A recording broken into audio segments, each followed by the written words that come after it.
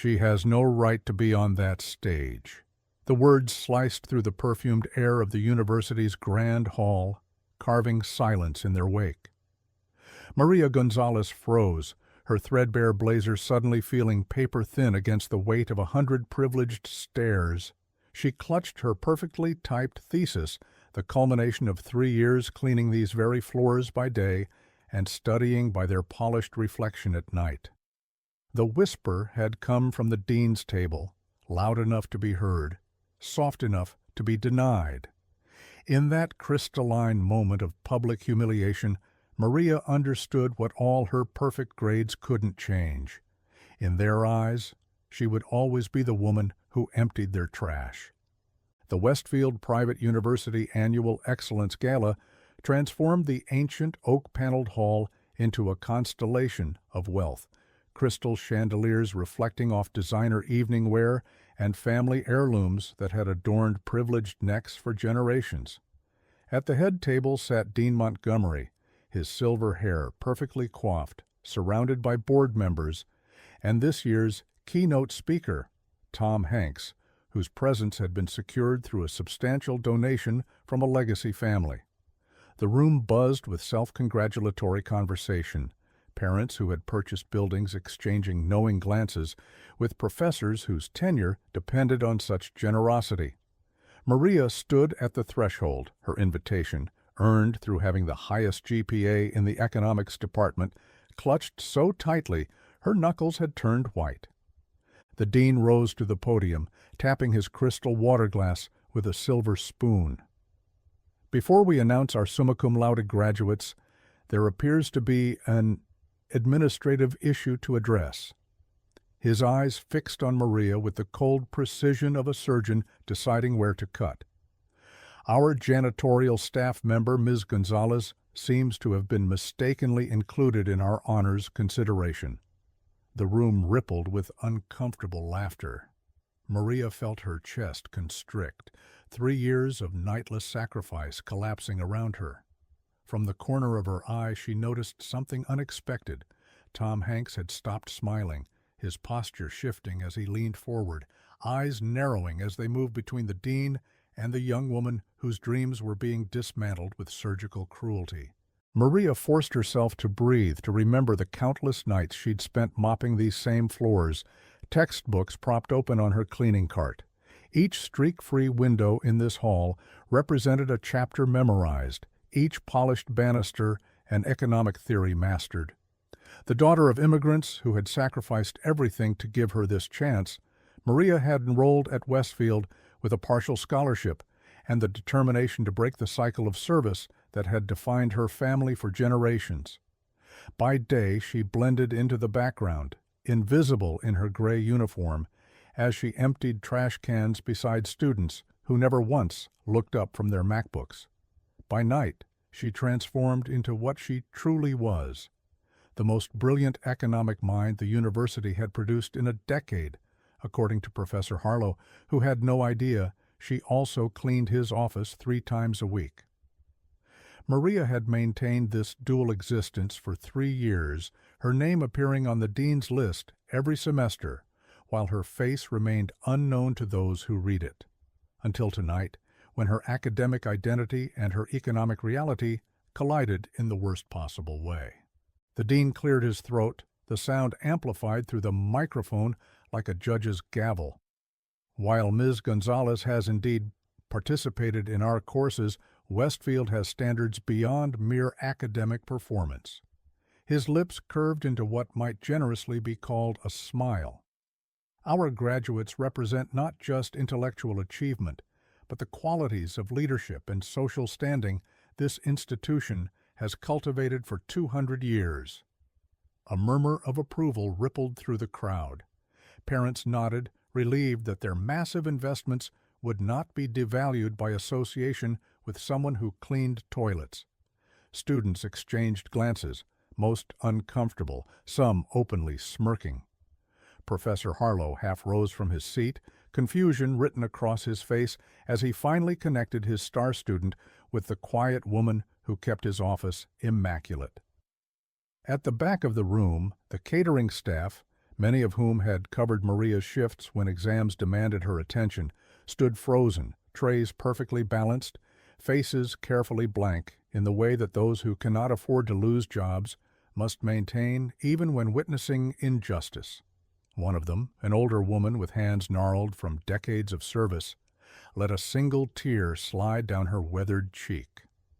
Maria felt the weight of 200 years of institutional exclusion pressing down on her shoulders. The thesis in her hand, a revolutionary approach to sustainable economic development in underserved communities, suddenly seemed as worthless as the paper towels she restocked in the university bathrooms. She thought of her mother, who had worn through her knees scrubbing floors to pay for Maria's textbooks. She thought of her father, whose calloused hands had never held a book but had held hers every night, as he told her, "Education is the one thing they cannot take from you, Misha." Now, in this gilded hall, she was learning the bitter truth. They could not take her education, but they could render it meaningless with a few carefully chosen words. Tom Hanks shifted in his seat, his expression transitioning from polite interest to something sharper, more focused. He leaned toward the university president beside him, whispering something that made the man's self-satisfied smile falter. The actor's eyes never left Maria, standing alone at the edge of a gathering to which she had earned an invitation but not acceptance. Something in his gaze, a recognition perhaps, of another person who had once stood outside, looking in, gave Maria the strength to straighten her spine. She would not cry, not here, not for them. "If I may interject." The voice came from the head table, carrying the unmistakable warm timbre that had narrated childhoods and historical triumphs alike. Tom Hanks had not stood, had not raised his voice, yet the entire room pivoted toward him as if pulled by gravity. "I'm curious about something, Dean Montgomery." He smiled, but it was the smile from Road to Perdition, not Forrest Gump, pleasant on the surface with something dangerous underneath. "When I agreed to speak tonight, I was told this was a celebration of excellence. Is that not correct?" The dean adjusted his bow tie, suddenly finding it too tight. "Of course, Mr. Hanks. Westfield's standards of excellence are unmatched in—" Hanks raised his hand slightly, and the dean fell silent, as if a mute button had been pressed. "Excellence. An interesting word. From the Latin excellentia, to rise above, to surpass expected limitations." He took a sip of water, every eye in the room tracking the movement. "I'm looking at Ms. Gonzalez's file here." He tapped the program before him. "Perfect 4.0 GPA, published in 2 economic journals as an undergraduate, recipient of the Milton Friedman Award for her analysis of sustainable development in post-industrial communities." He looked up, those famous eyes crinkling at the corners but notably absent of warmth. "And she did this while cleaning this very building every night to pay for her education." The silence in the room had transformed from uncomfortable to suffocating. "Now I'm just a simple actor with a community college education, but that sounds like excellence to me. In fact," he continued, setting down his water glass with deliberate care, "it sounds like exactly the kind of excellence I came here to celebrate." Dean Montgomery's complexion shifted from dignified pink to an alarming shade of crimson. "Mr. Hanks, I assure you we have the highest respect for Ms. Gonzalez's persistence. However, Westfield graduates aren't just academically accomplished. They represent our institution's legacy of leadership and social—" He trailed off as Hanks leaned forward, elbows on the table, fingers steepled before him. "Social what exactly? Standing? Pedigree? Bank accounts?" Each question landed like a precise dart. Students began to shift uncomfortably in their formal attire, some looking down at phones that had suddenly become fascinating, others exchanging wide-eyed glances. Parents who moments ago had nodded along with the dean's exclusionary rhetoric now studied their champagne flutes with intense concentration.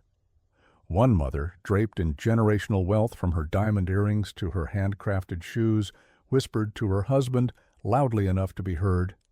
"He's got a point, Richard. The girl did earn her place." Maria remained frozen at the edge of the gathering, her mind racing through economic game theories, calculating outcomes, weighing variables. The human element remained unpredictable. She had prepared for academic challenges, not public humiliation, followed by unexpected celebrity intervention. Professor Harlow had finally made his way to her side, his hand resting briefly on her shoulder in a gesture of solidarity that came 3 years too late. "Your paper on sustainable economic infrastructure was brilliant, Maria," he whispered. "I had no idea you were... I should have." His inability to reconcile her dual identities spoke volumes about the blindness of privilege, even in those who considered themselves progressive. Tom Hanks stood now, the movement deliberate, unhurried. He buttoned his jacket, a gesture seen in countless award ceremonies and premieres, yet here it carried the weight of a knight donning armor. "You know," he said, his voice carrying without effort, "I've played a lot of characters over the years, soldiers, astronauts, captains of ships both literal and metaphorical." He stepped away from the head table, moving with purpose toward Maria. "But the characters that stay with me are the ones who overcome impossible odds, who face systems designed to exclude them, who work twice as hard for half the recognition." The catering staff had abandoned any pretense of invisibility now, standing at attention along the back wall, bearing witness. One of them, Jose, who had taught Maria how to efficiently clean lecture halls while listening to recorded economics lectures, gave her a subtle nod of encouragement. The room had reorganized itself around this unexpected confrontation, no longer the privileged watching the interloper being ejected, but audience members at a morality play with an uncertain ending. Dean Montgomery attempted to regain control. "Mr. Hanks, while we appreciate your perspective, Westfield's traditions and standards are not subject to..." "Traditions," Hanks interrupted, the word hanging in the air like a challenge. "Interesting how often that word is used to justify excluding people who've earned their place." He had reached Maria now and stopped beside her, not touching her, but standing as an equal. "Ms. Gonzalez, I hope you don't mind my speaking up, but something about this situation feels familiar to me." He turned to address the room again. "Before I was Tom Hanks, I was a kid with no connections carrying luggage at a hotel, trying to break into an industry that didn't have a place set at the table for me." His smile now was genuine, reaching his eyes.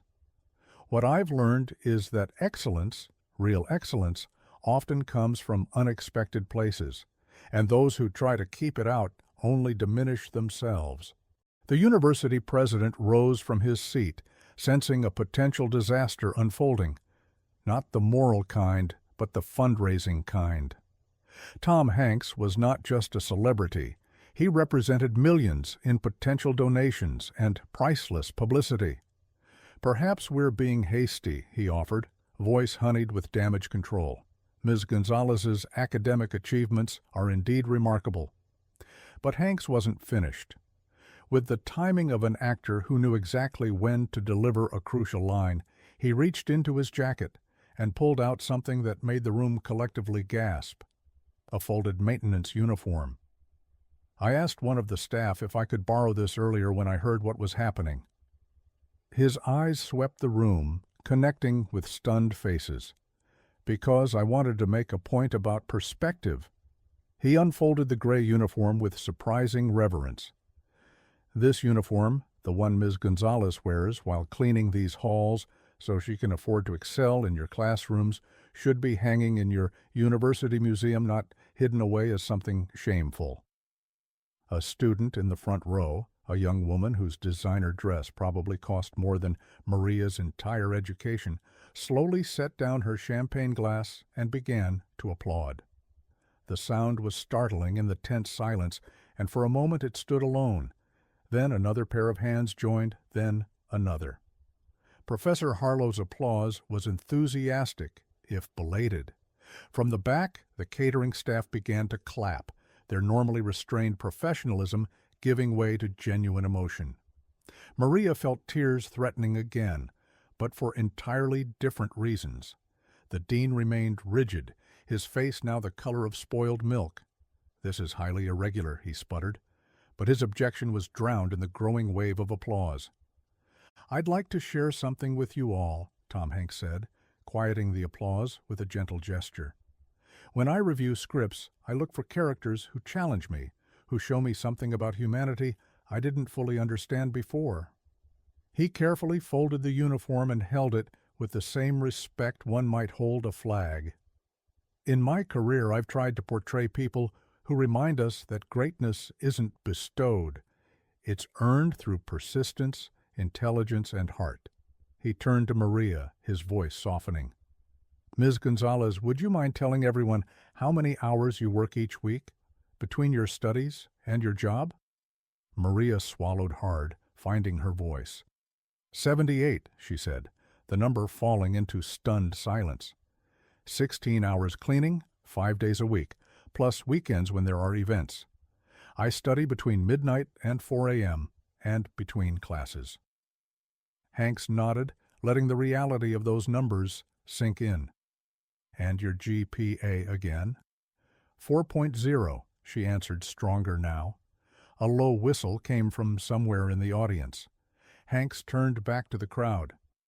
"I've played characters who survived war, space disasters, plane crashes, and desert islands, but I'm not sure I've ever portrayed anyone with the kind of quiet heroism it takes to clean toilets at midnight and then ace an economics exam the next morning." He placed the uniform on the podium. "We're quick to celebrate certain kinds of excellence in our society, the kind that comes with built-in advantages, with doors already opened. But true excellence, the kind that changes our world, often comes from people who have to build their own doors, then kick them down." He glanced at the dean, his expression not unkind, but unflinching. "And from where I'm standing, this young woman has kicked down more doors before the age of 25 than most of us will in a lifetime." The university president, reading the room with the practiced eye of a career administrator, made a swift calculation. "Dean Montgomery," he said, his voice carrying the unmistakable tone of authority reasserting itself, "I believe we should proceed with the awards as planned. Ms. Gonzalez has clearly earned her place among our top graduates." The dean's mouth opened, then closed, resembling a fish suddenly finding itself on dry land. His objection died under the combined weight of Tom Hanks's moral authority and the president's political survival instinct.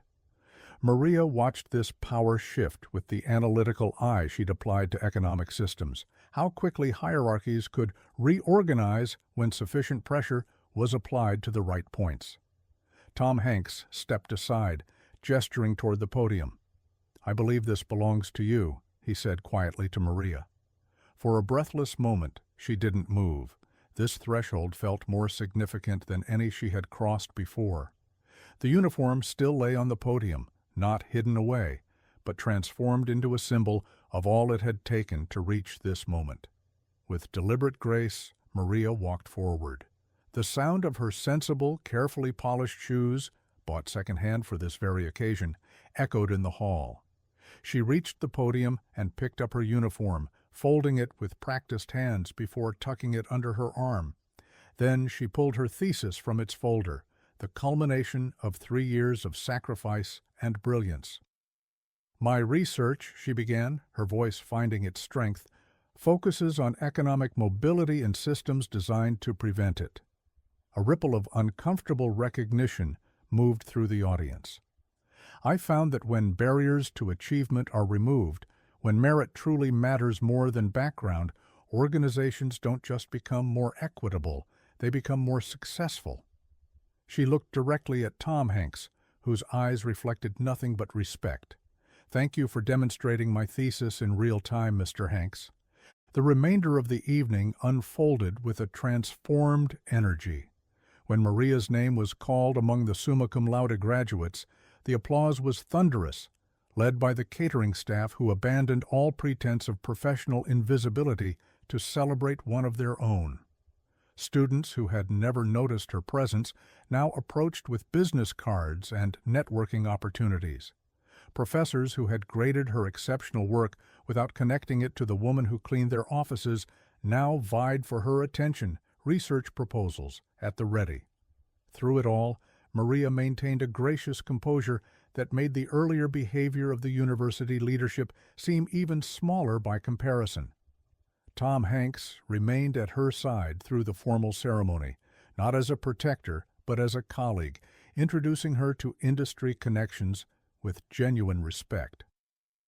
Maria's economic model for sustainable development could transform how we approach urban renewal, he explained to a tech CEO whose foundation focused on inner-city education. You should read her paper before someone else funds her research. The dean had retreated to the periphery, his authority diminished not by any official declaration, but by the natural reordering that occurs when artificial barriers are exposed.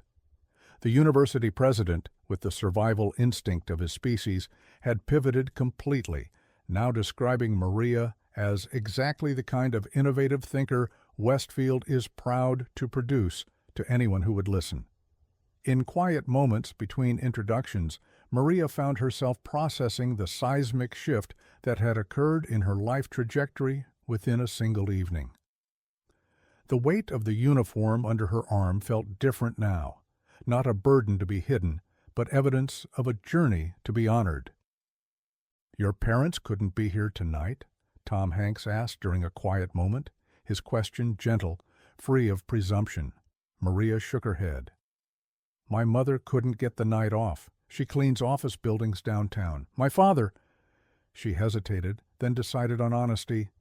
"He was deported last year. He overstayed his visa by 2 decades, working construction jobs that built half the luxury condos in this city." Hanks absorbed this information with a nod that contained no pity, only recognition. "They must be incredibly proud of you." "I call my mother after every exam. She doesn't understand economics, but she understands numbers. When I tell her I got a 98 or 100, she cries." Maria smiled at the memory. "She'll cry even harder tonight." Around them, the social media storm was already building. A student's surreptitiously recorded video of Hanks's intervention was gathering shares by the thousands. Comments ranged from celebration of Maria's achievement to condemnation of the dean's attempted exclusion. The university's PR team had abandoned the open bar and huddled in a corner, frantically crafting statements. The story was taking on a life of its own, transforming from a private humiliation to a public referendum on merit versus privilege. Professor Harlow approached, champagne flute in hand. "Maria, I've been thinking about your proposal for expanding microloans in post-industrial communities. I'd like to connect you with some colleagues at the Federal Reserve who might be interested in funding a pilot program." His enthusiasm seemed genuine, if conveniently timed. Before, such connections would have seemed impossible. Now they appeared as naturally as if they had always been her due. As the evening drew to a close, Maria found herself standing once more at the threshold of the grand hall, this time looking in rather than out. The room had emptied of most guests, leaving only cleaning staff beginning their nightly routine, the invisible reset that would erase all evidence of the evening's events before morning classes. Jose was carefully breaking down tables, his movements efficient after decades of practice.